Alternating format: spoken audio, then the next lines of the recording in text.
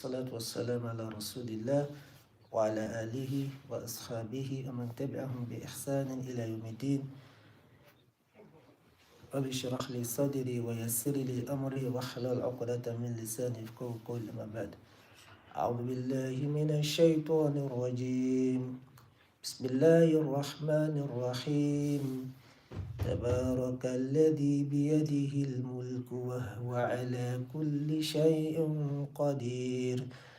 الذي خلق الموت والحياة ليبلوكم أيكم أحسن عملا وهو العزيز الغفور. الذي خلق 7 سماوات طباقا ما ترى في خلق الرحمن من تفاوت فارجع البصر هل ترى من فطور ثم ارجع البصر كرتين ينقلب إليك البصر خاسئا وهو حسير. ولقد زينا السماء الدنيا بمصابيح وجعلناها رجوما للشياطين وأعتدنا لهم عذاب السعير. رب اشرح لي صدري ويسر لي أمري واحلل عقدة من لساني يفقهوا قولي. أما بعد. We have stars in heaven. We can all see the stars.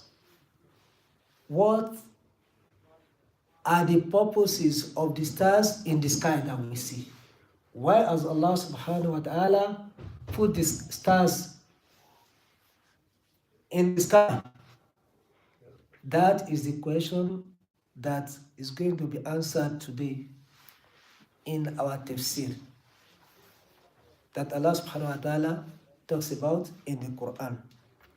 Allah subhanahu wa ta'ala says, وَلَقَدْ زَيَّنَّا السَّمَاءَ الدُّنْيَا بِمَصَابِحِ وَجَعَلْنَاهَا رُجُومًا لِلشَّيَاطِينِ وَأَعْتَدْنَا لَهُمْ عَذَابَ السَّعِيرِ. Allah said, and indeed, we adorned the lowest heaven with stars like lamps, and made them as missiles for stoning eavesdropping the devil, for whom we have also prepared the torment of the blaze.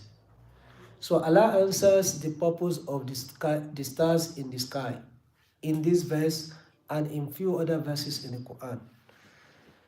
So he said, we have beautified the heaven with the lowest heaven, that is the heaven of this world, the one that we can see, with what?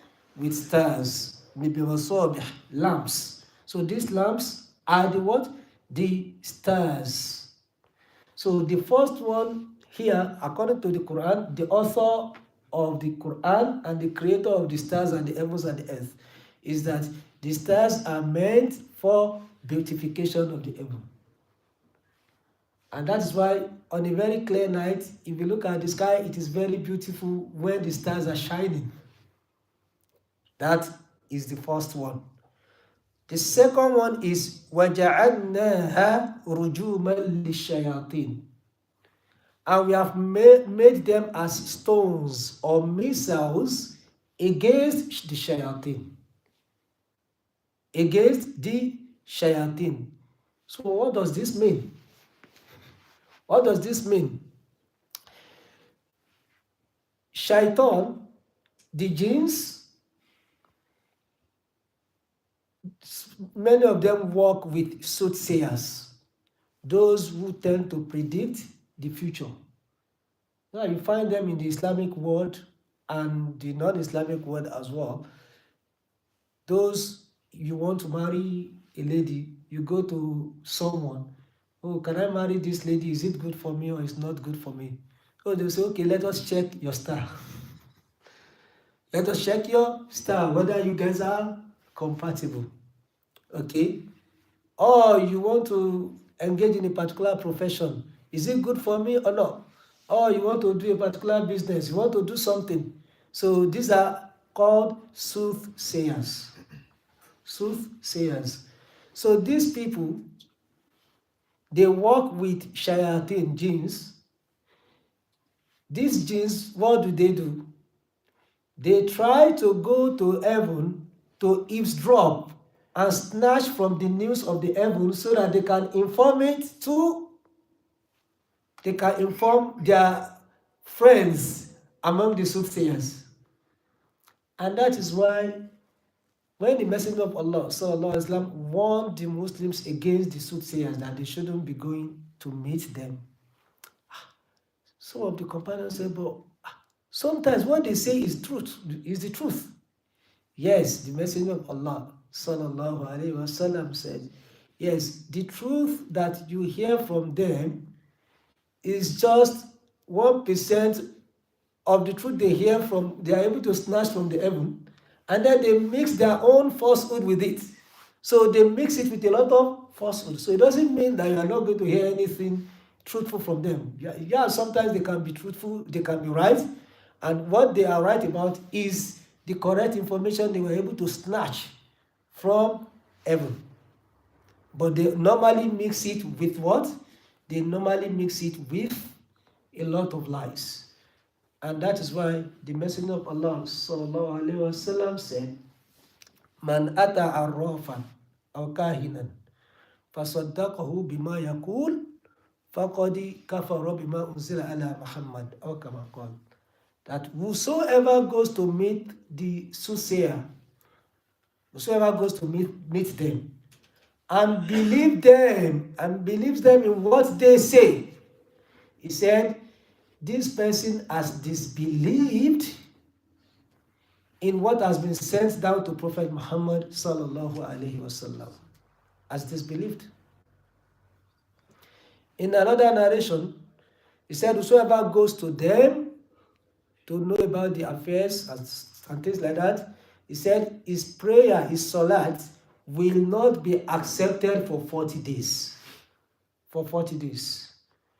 Imam Nawawi rahimahullah, while trying to reconcile between the two hadith, said, those who go to the soothsayers, whether he call himself a sheikh or something like that, whatever he uses to try to predict the future, said those who go to them, if he believes that this person has knowledge of the unseen, the knowledge he's saying is from himself, he has the knowledge of the unseen, then because Allah said, "Alimul ghaibi fala yudhiru ala ghaibihi ahada," Allah is the knower of the unseen, and He does not reveal the knowledge of the unseen to anyone, illa man irtada min rasulin, except those whom He is pleased with among the prophets. Those are the people that know some knowledge of the unseen. But if you believe that aside Allah, another person has the knowledge of the future, then this is clear kufr. You have gone against the Qur'an and you are no longer a Muslim, even if you are praying. You believe that someone has the knowledge of the future, so you have disbelieved in Islam. You have disbelieved in Qur'an. So it's something that is very serious. Something that is very serious. So, but if you believe that, no, this person doesn't have the knowledge, but he tries to get the knowledge from some other agents that get the knowledge from heaven. So you believe he's snatching, yeah? Or he's getting the information from the heaven. So you don't actually believe that he is the possessor of the unseen knowledge. Yeah. So in this case, if you go to them, your salat will not be accepted for 40 days. And you must still pray. You must still pray. So even if you pray for 5 times 40, 200, so 200 salat is wasted.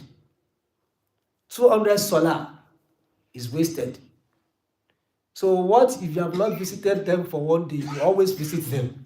That means that on the day of judgment, you've got no salah at all. And the Messenger of Allah sallallahu alaihi wasallam said, the first thing that a servant will be assessed on is salah. If he passes on salah, he will pass in every other thing. If he fails on salah, he will fail on every other thing. So if you have already failed on your salah, what is left? May Allah subhanahu wa ta'ala protect us from hellfire. So it is haram in Islam to make use of the jinns or to have a party with the jinns. It's haram.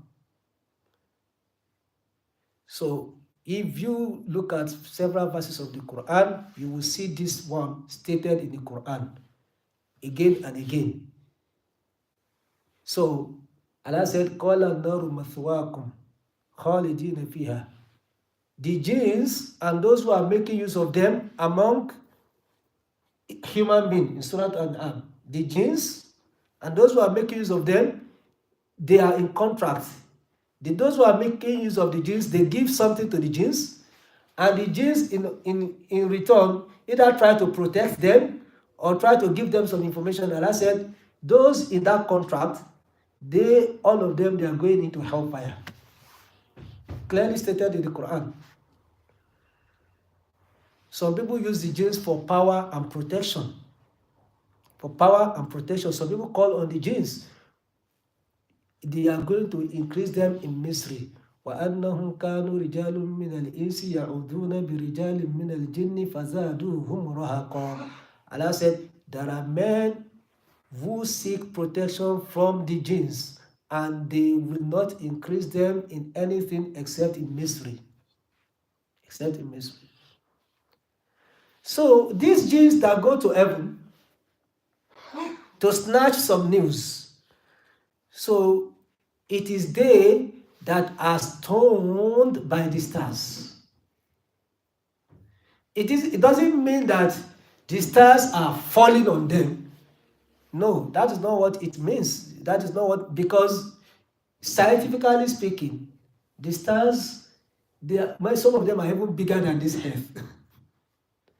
But you see what they call the shooting stars or the meteorites. You see them falling like a flash of light in the night sometimes. These are called the shooting stars. So some of the scholars said that is what is being meant. And some of them are derived from planetary bodies and the stars. So it is that light that strikes the jinns, some of them that we can see. At the time of the Messenger of Allah, the Arabs believe, or even before his advent, they believe that if they see a shooting star that is coming, they believe that either a very great man has died or a very great person has passed away. No. The Messenger of Allah said, he asked them, what do you think about the falling stars? They said, that's what we believe. He said, no, that is wrong. A star doesn't fall because of the death of someone or because somebody was... You see this because Allah uses them as what? Allah uses them as missiles and stones against the eavesdropping devil. Against the eavesdropping devil. So, to the scientists, those who are studying NASA and everything, to them, is an interesting phenomenon. They don't know the spiritual force behind it.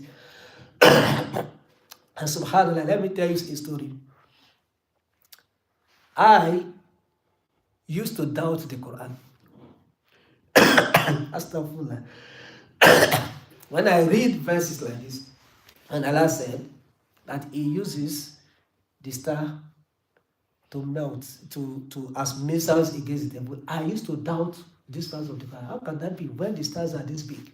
Until one day, my sheikh, my mentor, someone that I respect a lot, may Allah subhanahu wa ta'ala protect and preserve his life. So, he used to do ruqyah for people who are possessed by jinns. And so one day he was talking, he said, from his experience, whenever he's doing ruqyah and he gets to this verse I want to read in Surah Al-Surah, where Allah subhanahu wa ta'ala said something similar to what we have in Surah Al-Mulk. Allah said, إِنَّا زَيَّنَّا السَّمَاءَ الدُّنْيَا بِزِينَةٍ الْكَوَاكِبِ وَحِفْظًا مِّن كُلِّ شَيْطَانٍ مَارِدٍ لَا يَسَمَّعُونَ إِلَى الْمَلَإِ الْأَعْلَى وَيُقْذَفُونَ مِن كُلِّ جَانِبٍ دحورا ولهم عذاب واصب إلا من خطف الخطفة فأتبعه شهاب ثاقب. If you know Ruqya or a book of Ruqya, every book of Ruqya that is not against the jinns, these verses I've just read is there. These verses I've just read is there in the book of Ruqya. Allah said, verily we have adorned the near heaven with the stars for beauty and to guard against every rebellious devil. They cannot listen to the higher group angels, for they are pelted from every side, outcast, and theirs is a constant or painful punishment, except such as snatch away something by stealing, and they are pursued by a flaming fire of piercing brightness. So,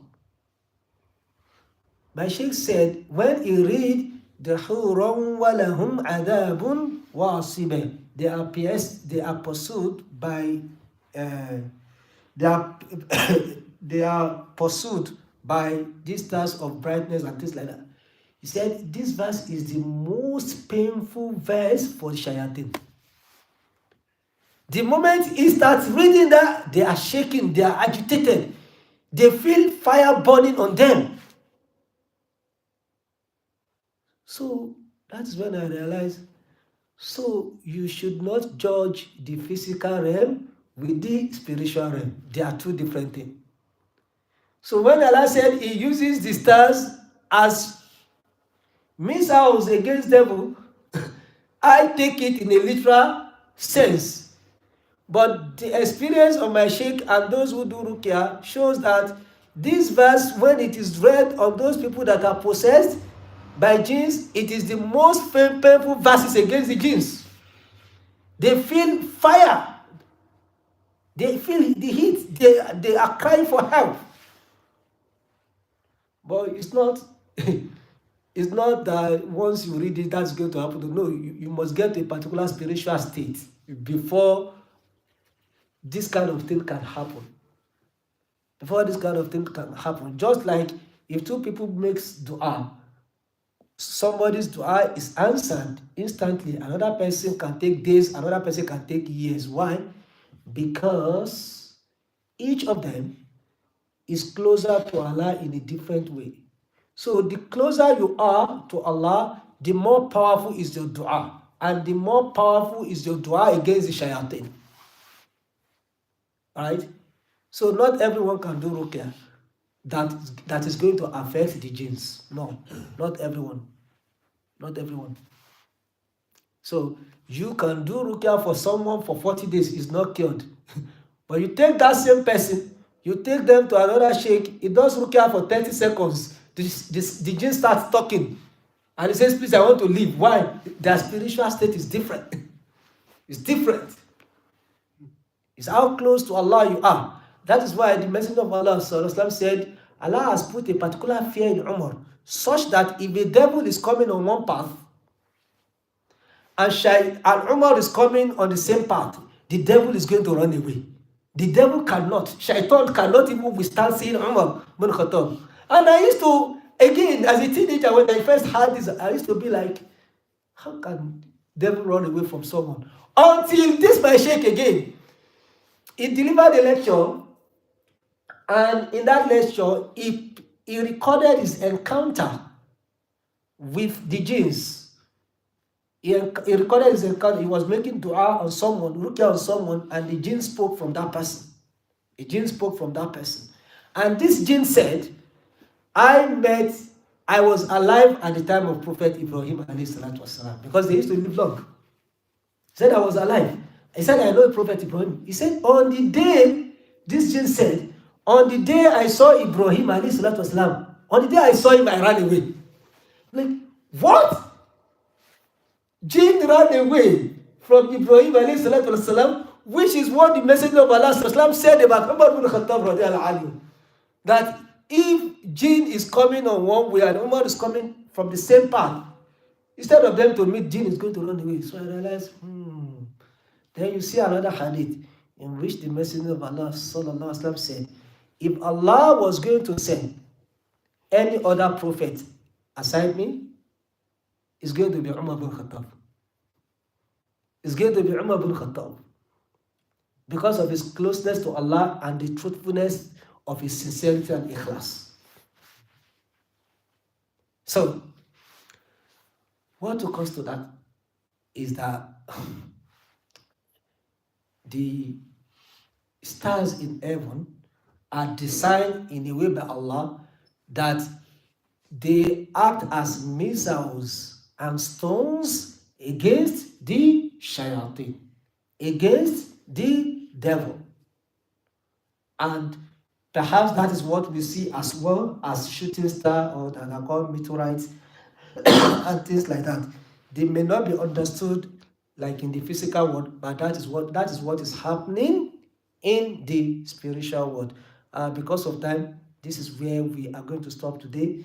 It is still something interesting, but we still have to reveal some secret about this. So, inshallah, tomorrow we'll carry on. Subhanaka. Remember, today is Friday. Make sure you do all your sunnah of Friday.